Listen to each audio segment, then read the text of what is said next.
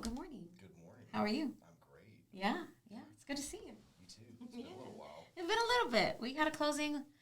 We saw each other in January, maybe? Yeah. For inspection? This year. Yeah, this year. Yeah. So we're ready, rolling, blowing Rocking and going. and rolling for That's 2025. right. That's what I like to hear. Absolutely. So first and foremost, we want to thank Boat Mortgage, Lauren Ashley, and Matthew Hyde for allowing us this beautiful studio for the podcast, Place and Space.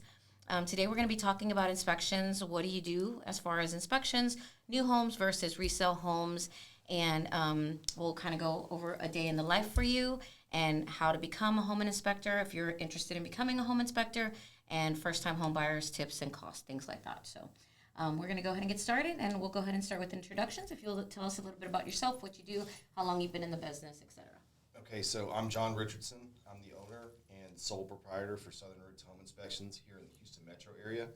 I've been doing home inspections for coming up on 6 years now, over 3,000 inspections. And basically, I do anything residential, commercial, multifamily property, anything that you need, I can pretty much do it. Okay, perfect. Thank you. As usual, I'm the busy little bee. I'm a realtor here in the Houston area, but it's not abnormal for me to definitely be in the city. Our property was in Splendora. It was. The one that we just did. So north. So we go all over the city. John, you do this. You do the whole city as well. Yes, ma'am. So basically, I live in Kingwood, Okay. but I'm anywhere from Galveston to Lufkin, Brookshire, all the way out to Mont Belvieu. Okay, great. So anywhere that people are needing inspections is where I'm going. Yeah, and I do real estate all over. I've lived everywhere, and I also inner city. I do Woodland Heights, and Montrose. Those are where I specialize in, but I can go anywhere in Humble, Splendora. I do a lot up north as well. So cool. All right, we'll go ahead and get started. Can you tell me what a property inspector is and what made you want to become one? So basically, a property inspector. So we come in there and we evaluate the whole home, and we tell you the condition that the home is in that day. Okay. Everything from roof to foundation, plumbing, electrical, appliances. Sometimes some cosmetic issues, depending on what the severity is. But we give you the condition of the property as is that day. Okay.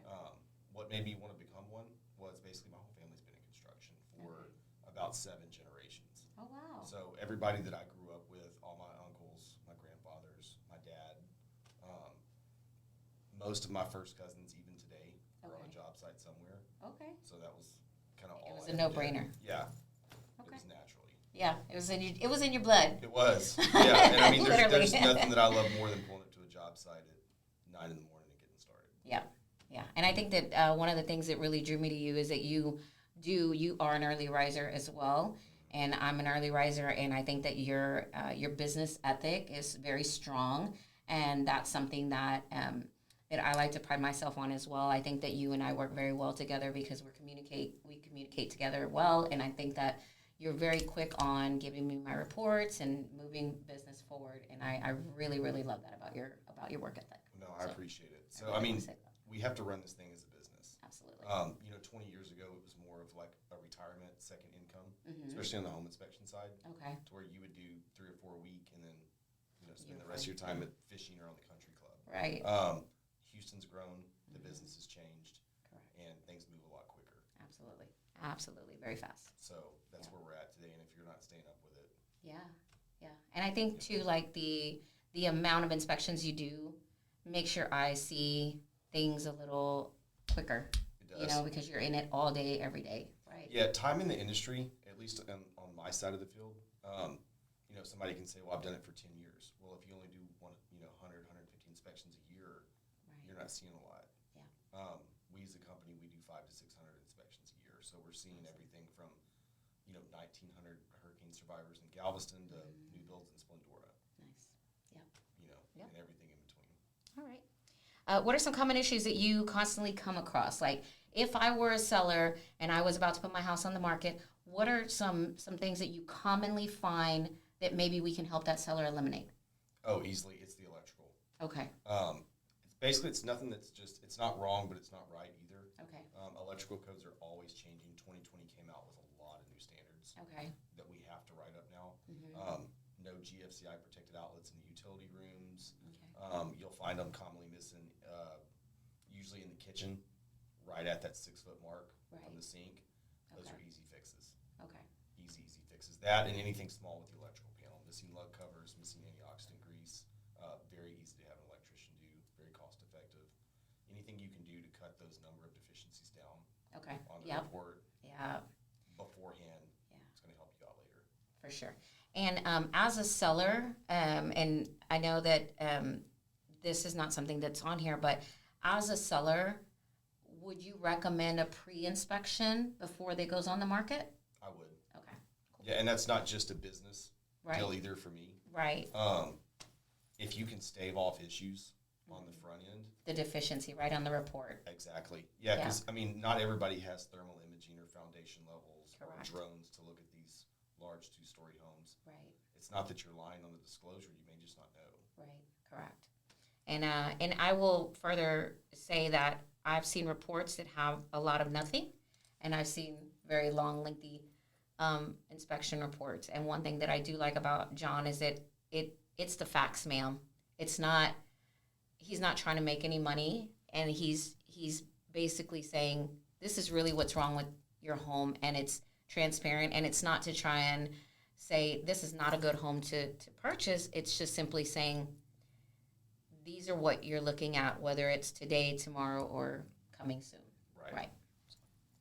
All right. What would you say that home inspection could impact? Would you say that a home inspection could impact a home value or sales price? Why or why not? Absolutely. Yeah, because, I mean, a lot of things look good, and I'll give it to these real estate photographers. They can make anything look great. Absolutely. With editing. And until you actually, that price maybe just, we'll just say a round number at $400,000. We get out there for the inspection. You get an actual fair inspector like I am that's not playing both sides against the middle or straight down the road. Right.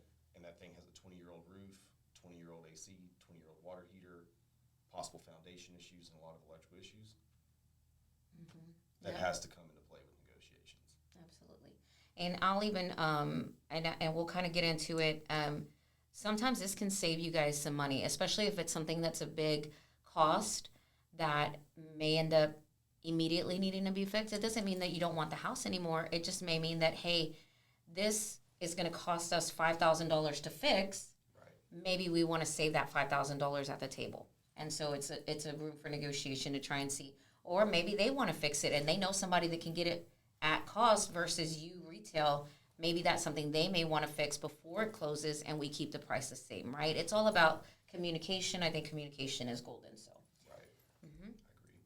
All right. So new home sales versus resale homes. Is one easier than the other? Does one take more time than the other? Okay, on my end, how I do my inspections, I'm going to say that new constructions are much harder. Okay. And it's not that they're that much worse, but on a new construction inspection, so I do the full home inspection on a 2025 build just like I would on a 1975 in Pasadena. Right. Same inspection. Right. With the exception of on the new build, I'm including a lot more blue tape issues, cosmetic issues. And I mean, you've seen my new construction Right. reports. Right. They're typically 15 to 20 pages longer depending on what we have. That's just as a courtesy Right. to the client so they can give that builder a punch list. They can get this knocked out, Right. get this thing closed, and make your blue tape as easy as possible. Because, I mean, it's stressful enough as is. Right. But yet new builds, on average, 30 minutes to an hour longer Right. than a resale. So, Yeah. because I don't really focus too much on cosmetics on the resales. Right. It's been lived in. It's like buying a used vehicle. Right. It's going It's to have gonna some dents, wear some and little. I mean, you can't Yeah. get in a 1979 Ford and expect the seats Right. not to have some wear in them. Right. Sure. Same thing with a house. Yeah. So basically, new builds for me they're a lot more meticulous. Yeah. So it's a lot more time consuming. Yeah. Yeah. And I will say, and I'll give this to you. I took your report, your inspection report, with me to a new construction to the house in Splendora, and one of the things it said was a cabinet. There was a screw thing going on with the cabinet, and they couldn't find it. Neither one of them could find it. And I looked at the report. I said, no, if John says it's here, it's here. Let me find it. 100%. And so I went in and I opened every single cabinet door and I was like, there it is. I was like, I cannot. I was like, I will not. If John says it exists, it exists. It's and there. So you may have to find a magnifying glass, but it's there. And well, not even that. It was just about. I think it was. I wouldn't use the word hidden, but it was very well. To the naked eye, you wouldn't have been able to really see it. Right. You know what I mean? And so the naked eye, I mean, I'm a realtor. I go in there. I thoroughly inspect. I've done we buy ugly houses, guys, homes, right? I've done all of those things. So I kind of do look at a lot of things in normal. I call them my realtor glasses, right? So I'll go in with a client and I'm like, all right, I was like, you like this house? And they're like, I love it. And I'm like, great. Here, let me put my realtor glasses on. You ready? I was like, here we go. Yeah. And then I'm like, look at this. Look at that. And then they're like, wow, I don't even want this house. I was like, no, you do. I was like, you do. I was like, here's what we're going to do. We're going to find out how to get past these things, right? Right. So then that's where it came. I was like, if it's on the report, if John saw it, we're finding it. Yeah. We're going to look for it. It's here. Yeah, for sure. So, and another thing in new home sales, going back, do you remember one? I think it was the first one that we met on. It was over there off of MLK and Beltway 8, I think, like in Orem area. It was. And there was, that was where we met, but we ended up getting a new home. And in the new home that we went to, there was an issue with the roof. Do you remember that? There's a lot of issues with new roofs. Yep. And so we ended up having to get a brand new roof right before closing because of this inspection report. So a lot of times when people are purchasing new homes, they think, oh, well, it's new. We don't need an inspector. And I will tell you, don't do that to yourself. Do not do that to yourself. If you're thinking about buying new construction, not only is it important as far as like negotiations and what you're signing and all the different things that this home may or may not be when it comes to like land and where it's located and things like that, but I recommend getting an inspection even on new homes because on that particular roof, I think it had worn already like 8 years, and the life of it was a 20-year roof, but we had already shaved off 8 years before it was even lived in. Yeah. And so we ended up having to get a new roof before closing, and that was because they had the wrong roofing shoes.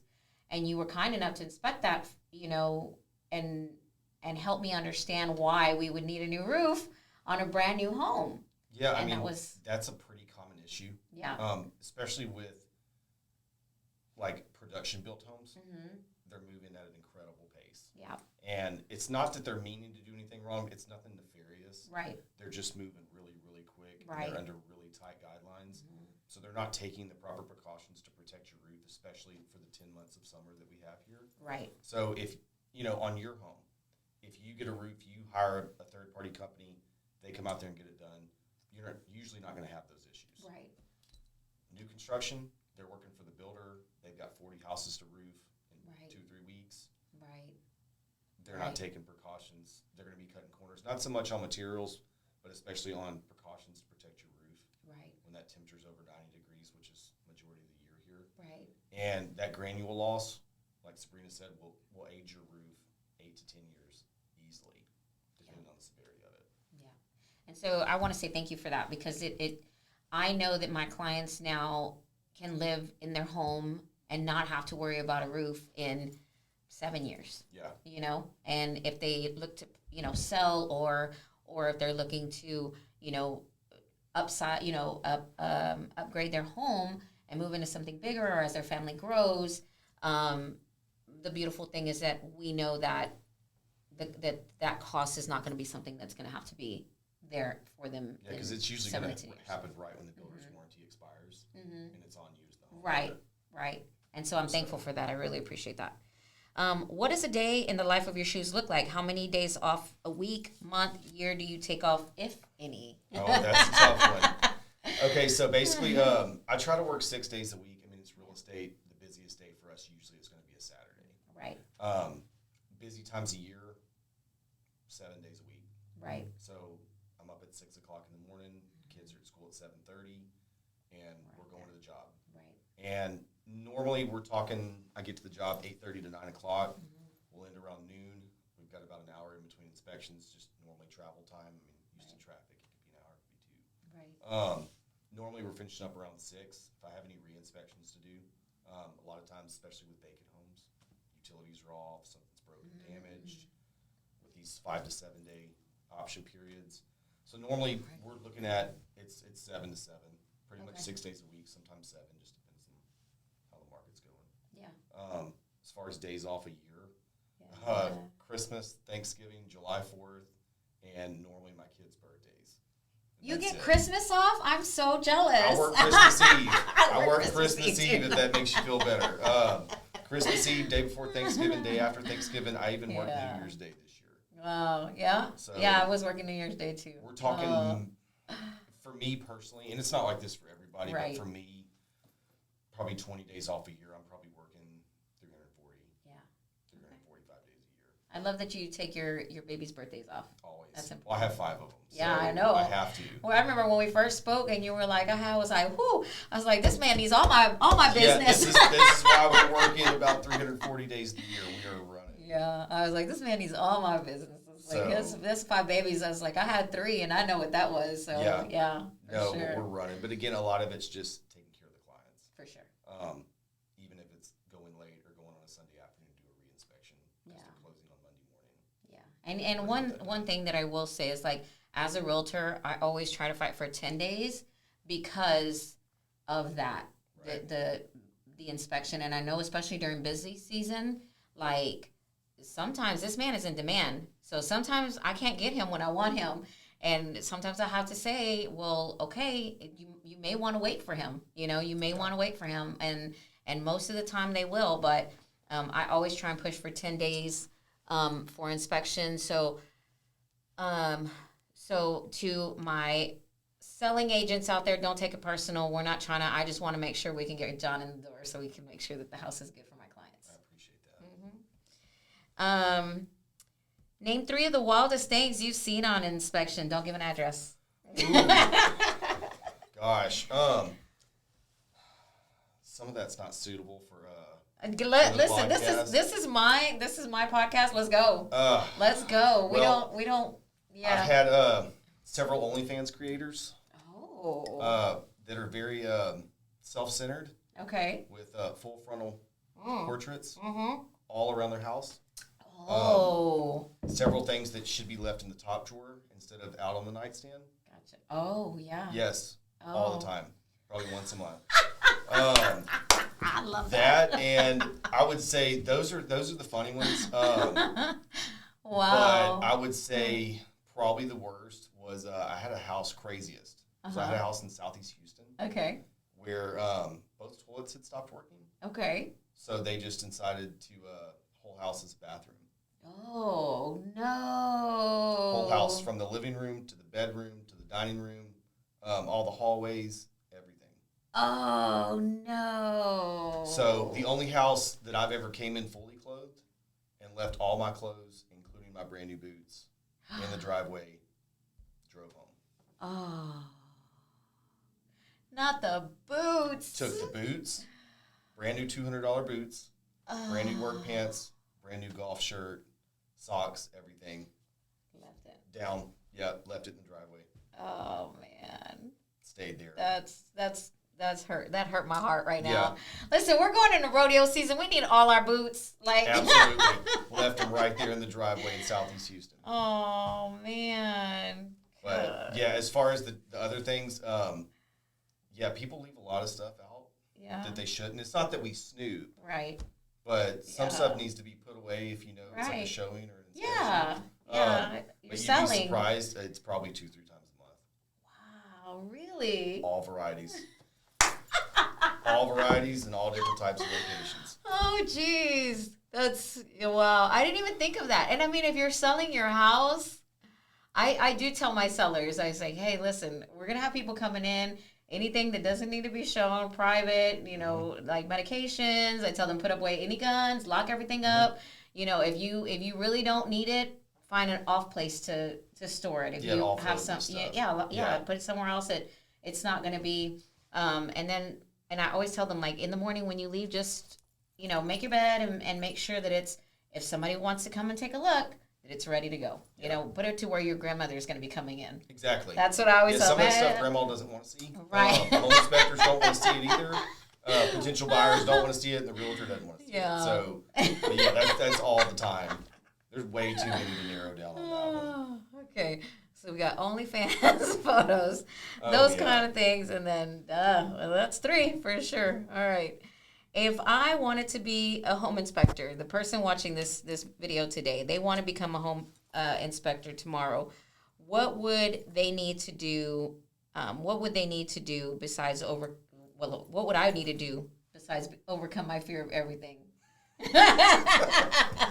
Well, I mean, there's a bunch of different schools that you can go to. Obviously, the one that most of us go to here in Texas, I know not everybody watching this is going to be from Texas, but Champion School of Real Estate. Okay. So when I went through school years ago, it was about 50-50, 50 in class, 50% online. It's about 80-20 now. So about 80% of it can be done online, and about 20% of it's in the classroom. Okay. So it'll take you, depending on what your pace is, 3 to 6 months full time to get through that course. Once you get licensed, I always recommend kind of doing what I did and go work for somebody, a large company, because you're going to get really good training. You're going to have a support network.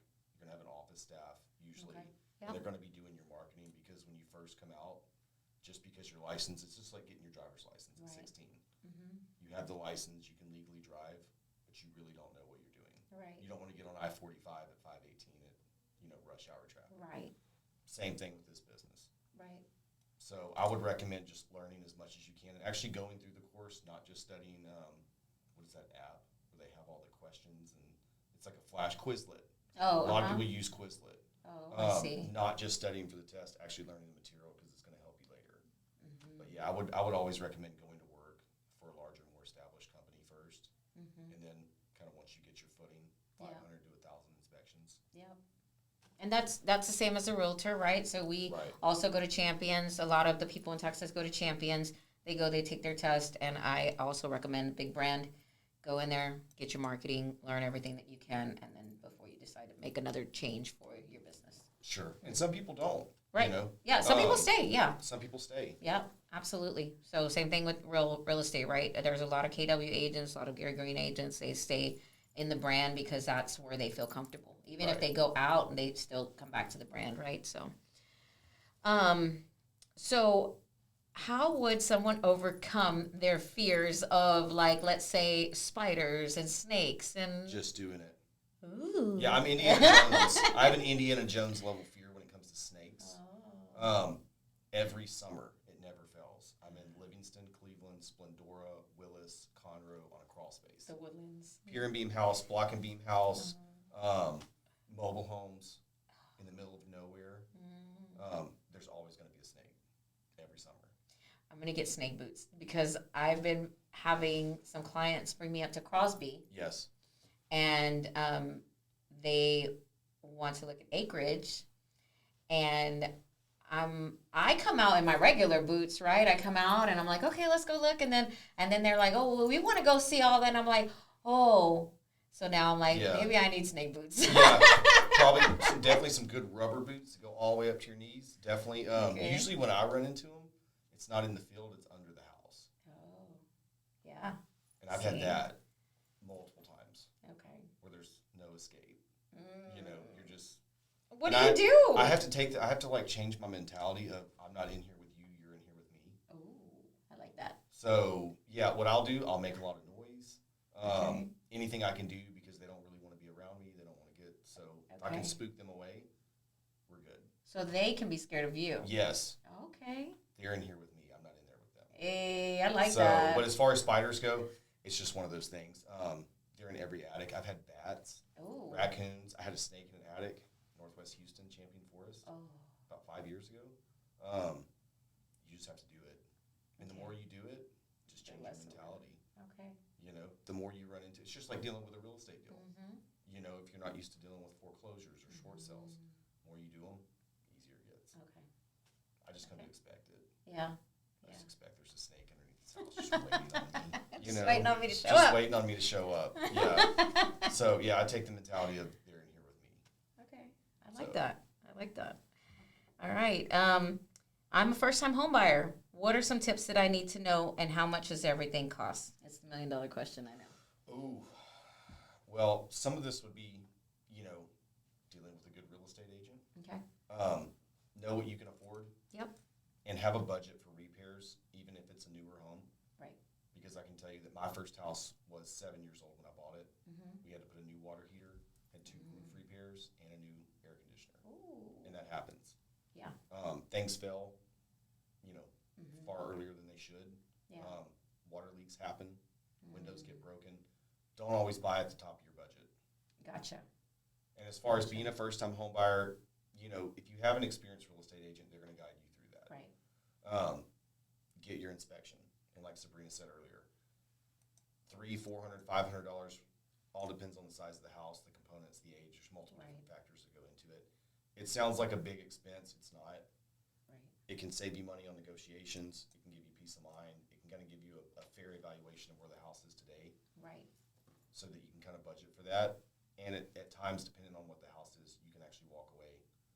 Even if you lose that $300 to $500, you save $20,000 or $30,000 in the long run. Yeah.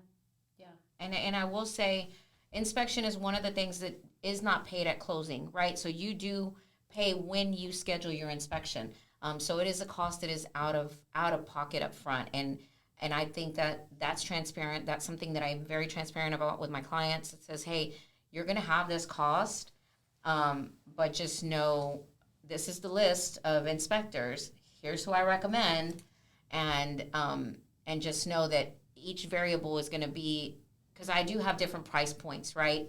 But for me, I do recommend John just because of his work ethic, his thoroughness, the communication, the level of communication, as well as the price point. It's fair for the service that he provides. And so I want to say that that's something that's important to me in my business. And that's why I do recommend him. But just know as a as a buyer, that this is a cost that's going to be outside of closing, that it's going to be upfront as well as appraisal. And if you stay tuned for the next podcast, it'll have an appraisal that'll talk about a little bit about appraisers further. But yes, it's the cost. What is the price range as far as like cost?